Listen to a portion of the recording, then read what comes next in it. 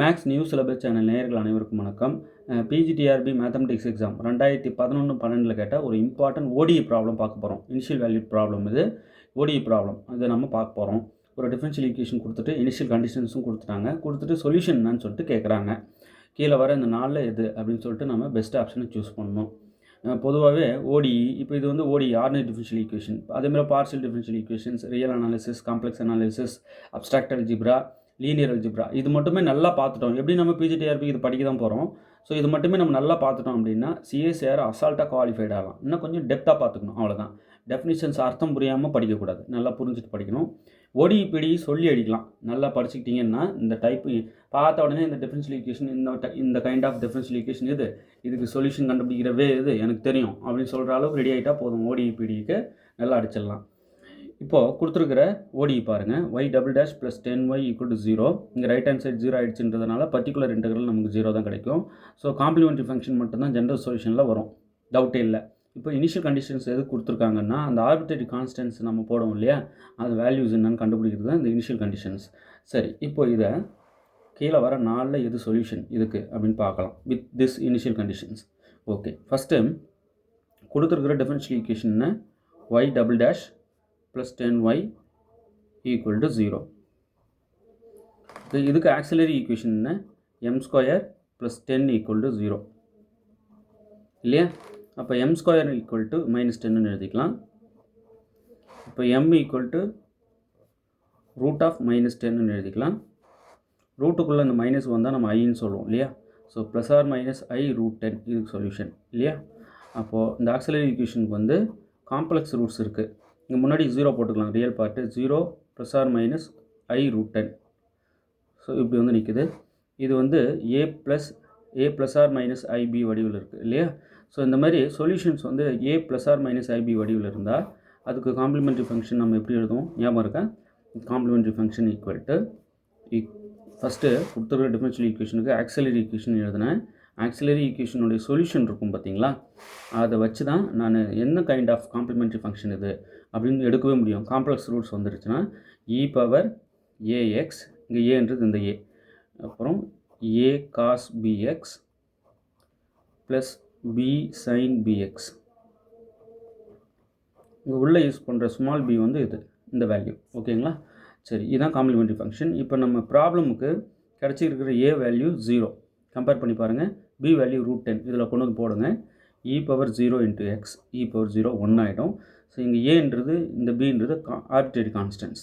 So a cos b value root 10, so root 10x plus இந்த b தெரியாது, இது arbitrary constant.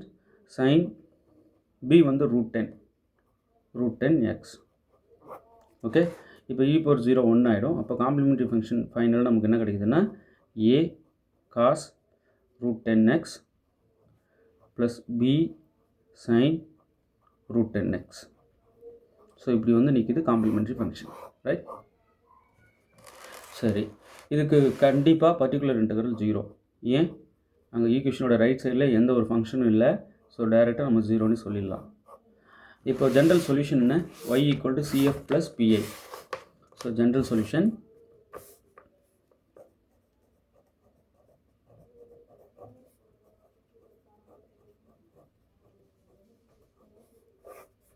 y equal to CF plus PI.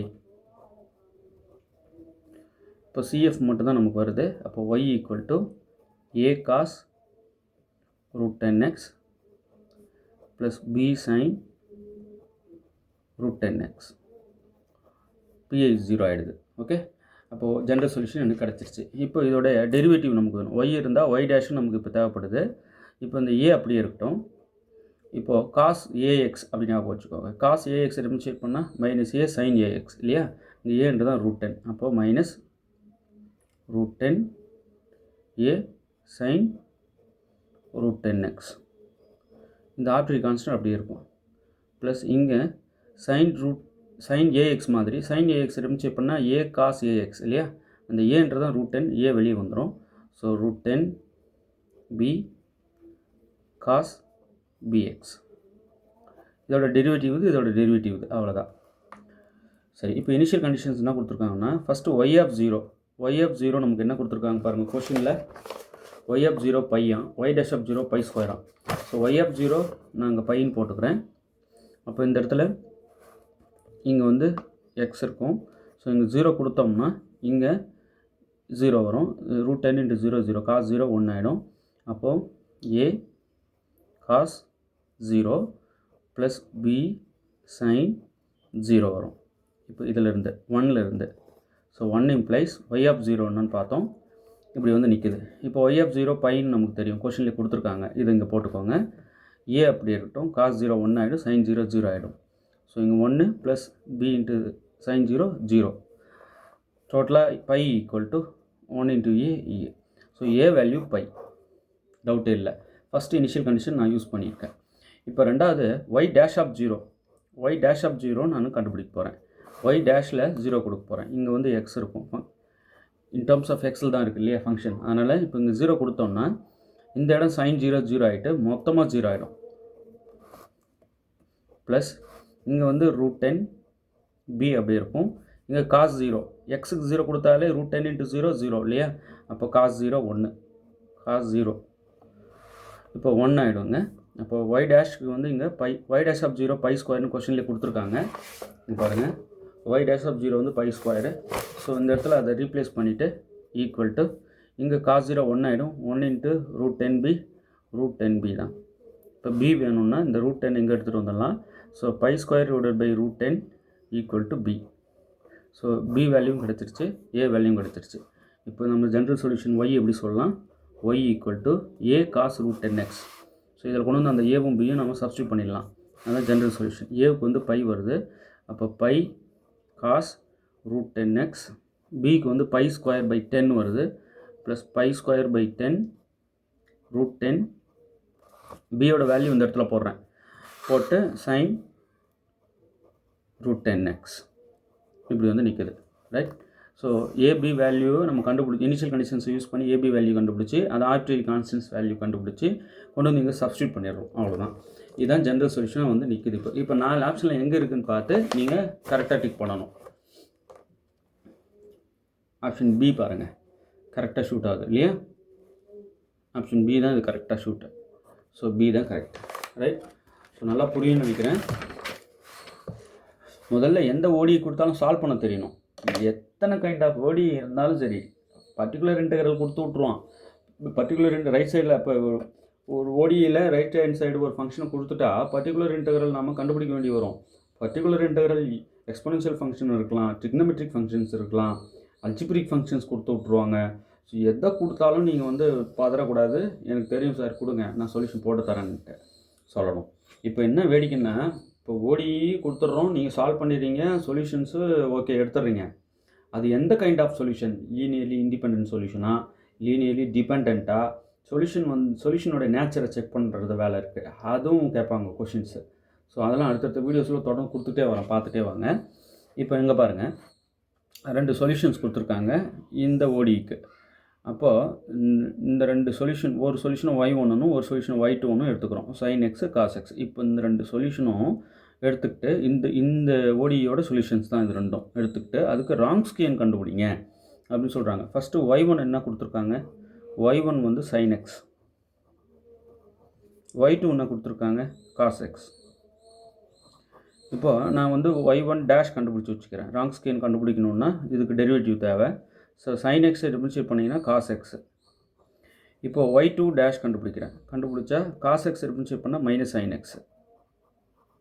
Okay, சரி. இப்போ 2 functions கொடுத்தா Wronskian of y1 and y2 is equal to determinant of y1 y2 y1 dash y2 dash.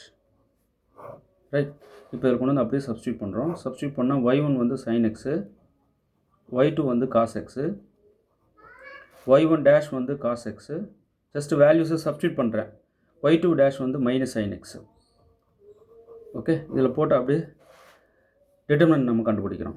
sin x into sin x square, sin square x. இந்த minus அப்படியே போட்டுக்கிறோம். So sin x into minus sin x multiply பண்ணோம்னா minus sin square x இல்லையா.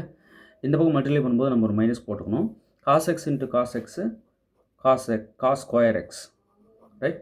Cos into cos cos square, sine into sine sine square. இங்கே minus வந்தது, இப்படி multiply பண்ணும்போது நம்ம ஒரு சைன் போடணும் ரூல் படி, அந்த மைனஸ் இது.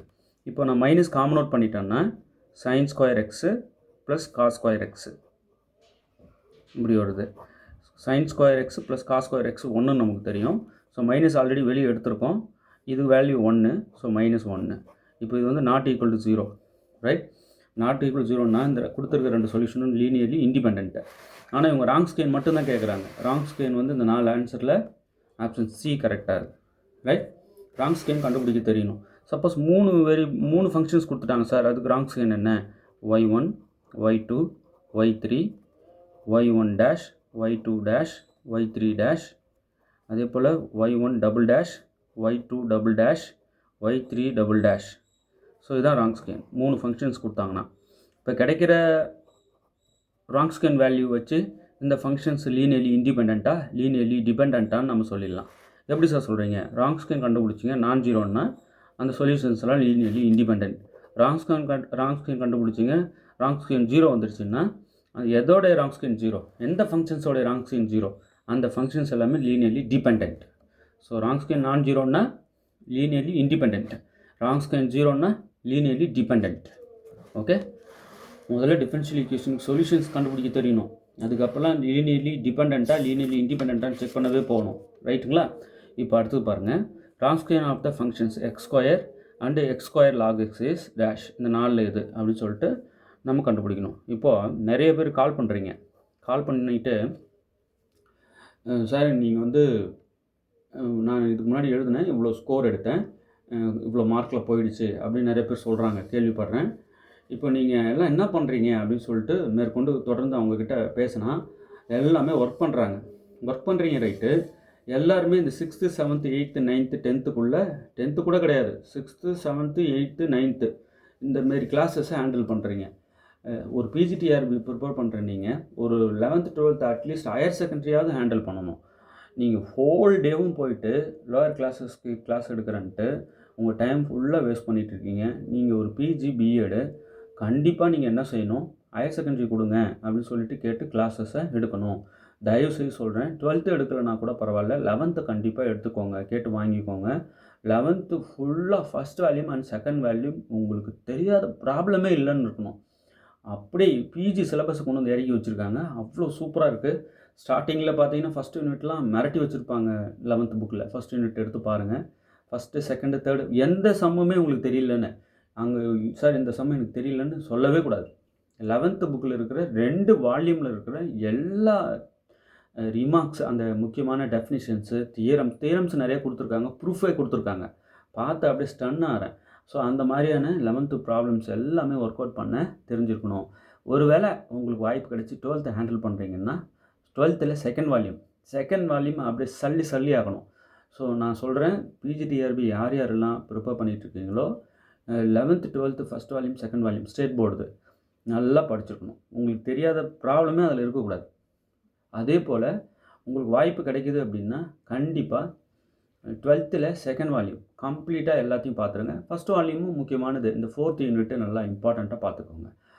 டிக்னோமெட்ரிக் ஃபங்க்ஷன்ஸ் பற்றி ஒரு ஐடியா எடுத்து வச்சுருக்காங்க 4th யூனிட்டில். கொஞ்சம் நல்லா அதை டெப்த்தாக பார்த்துக்கோங்க. மற்றதெல்லாம் உங்களுக்கு வந்து டைம் இருந்தால் பாருங்கள். நான் 11th இன்னும் ஒரு சம் கூட பார்க்கலன்னா பிஜிடிஆர்பிக்கு விண்ணப்பிக்காதீங்க.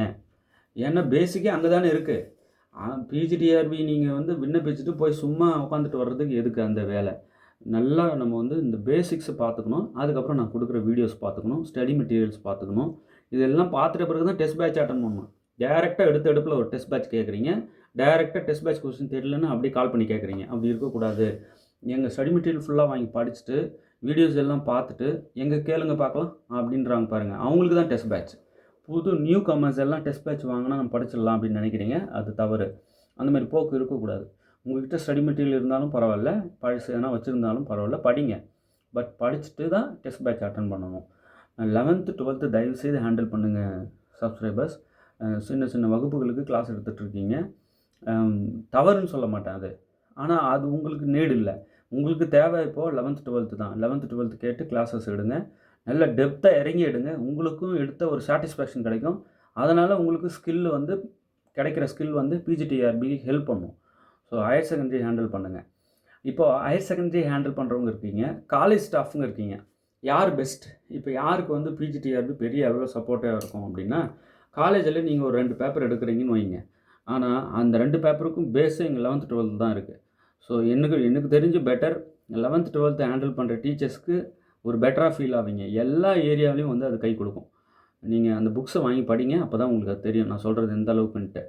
ஒரு ஃபங்க்ஷன் பற்றின டொமைன் ரேஞ்சே தெரியாமல் பிஜிடிஆர்பி நான் பிஜி அசிஸ்டன்ட் ஆகிறேன்னா அது தவறு இல்லையா? ஸோ ஃபஸ்ட்டு ஃபங்க்ஷன்னா என்ன, ஃபஸ்ட்டு ரிலேஷன்னா என்ன, ஃபஸ்ட்டு கார்ட்டீசியன் ப்ராடக்ட்னா என்ன, கார்ட்டீசியன் ப்ராடக்ட்டு இப்போ கார்ட்டீசியன் பெருக்கல் பற்றியே தெரியல அப்படின்னா அப்புறம் நீங்கள் ரிலேஷன்ஸ் பற்றி ஃபங்க்ஷன்ஸ் பற்றி எங்கேருந்து போய் படித்து என்ன பண்ண போகிறோம்?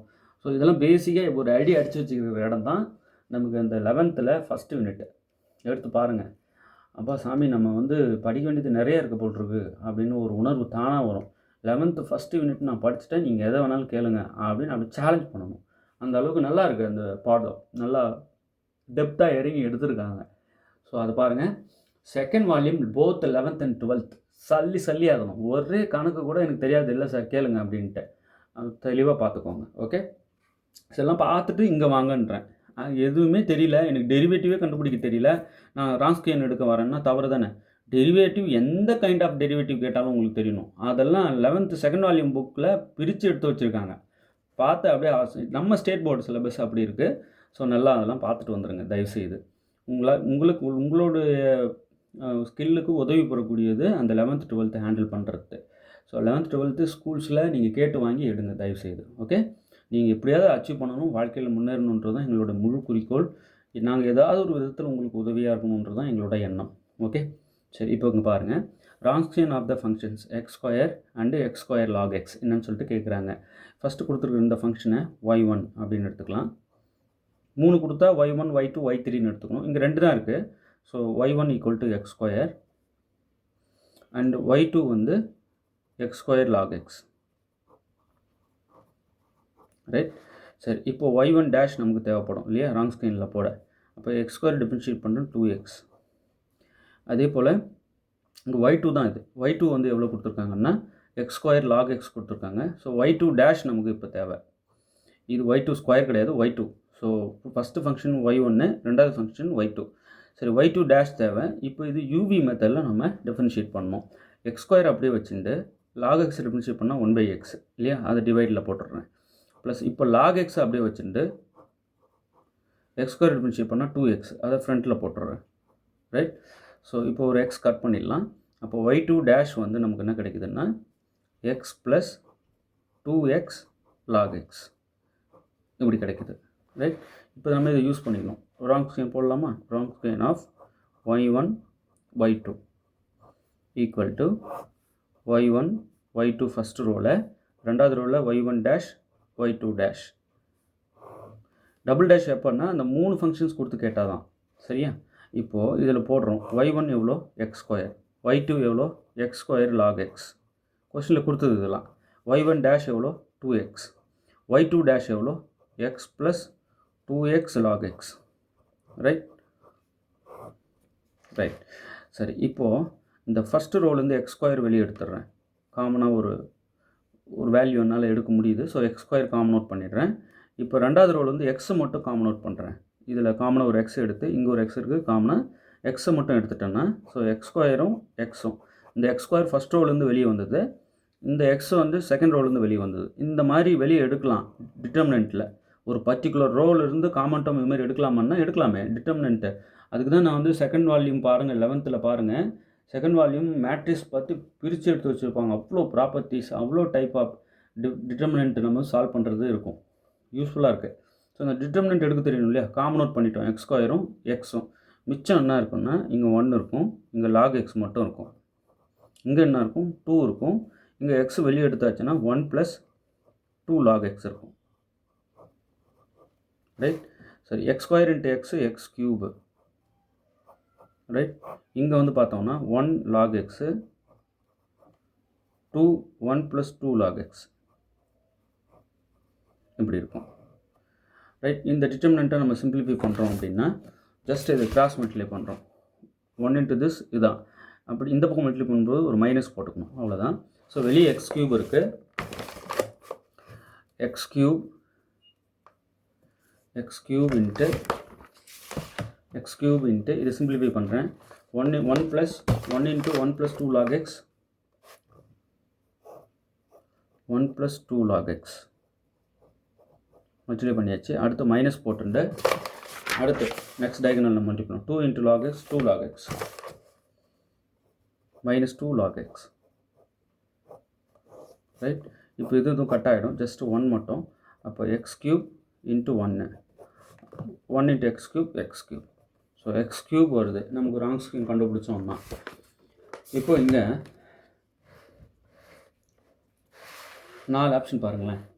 0, non zero, x square, none of these இருக்குது. நான் ஜீரோ, இது நாட் ஈக்குவல் டு 0 தான். எக்ஸ் எப்படிப்பட்டது நம்ம இன்னும் சொல்லலை. ஸோ இது நான் ஜீரோ தான். எக்ஸ் க்யூப் கொடுத்துருந்தா இங்கே நம்ம டிக் பண்ணிட்டுருக்கலாம்.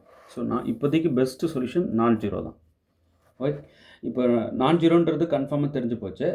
அப்போ இந்த 2 சொல்யூஷன் நம்ம என்னன்னு சொல்லலாம், லீனியர்லி இண்டிபெண்டன்ட் சொல்லலாம். ஓகே, அவ்வளோதான். இப்போது ராங் ஸ்கீம் கண்டுபிடிக்க தெரியணும், சொல்யூஷன்ஸ் முதல்ல கண்டுபிடிக்க தெரியணும். அந்த சொல்யூஷன்ஸ் எந்த மாதிரியான சொல்யூஷன்ஸும் சொல்லவும் தெரியணும். அவ்வளோ விஷயங்களும் நம்ம இப்போ பார்த்துருக்கோம். ஓகே, இதுக்கு தனியாக ஓடின்னு ஒரு நோட் போட்டு எழுதிடுவாங்க. ஓடியில் நிறைய ப்ராப்ளம் இப்போ தொடர்ந்து அடுத்தடுத்து கொடுக்க போகிறேன். பெரிய யூஸ்ஃபுல்லாக இருக்கும். ஓடி ப்ராப்ளம்ஸ் தெரியலன்னு சொல்லவே கூடாது. எந்த ப்ராப்ளமும் அந்த அளவுக்கு பார்த்துக்கணும். ஓகே, சார் எங்களுக்கு ஃபுல் செட்டு ஸ்டடி மெட்டீரியல் வேணும் அப்படின்றவங்க இந்த நம்பர் காண்டாக்ட் பண்ணுங்கள். டெஸ்ட் பேட்சும் நாங்கள் கொடுக்குறோம். ஸோ வேணுன்றவங்க நீங்கள் வாங்கி படிக்கலாம். சார் எங்களுக்கு எல்லா வீடியோஸும் இது வரைக்கும் போட்டது அனுப்புங்கன்றவங்களும் இந்த நம்பர் காண்டாக்ட் பண்ணுங்கள். உங்களுக்கு நிச்சயமாக எல்லா வீடியோஸும் நான் அனுப்பி வைக்கிறேன். தேர்வில் வெற்றி பெற வாழ்த்துக்கள். தேங்க்யூ.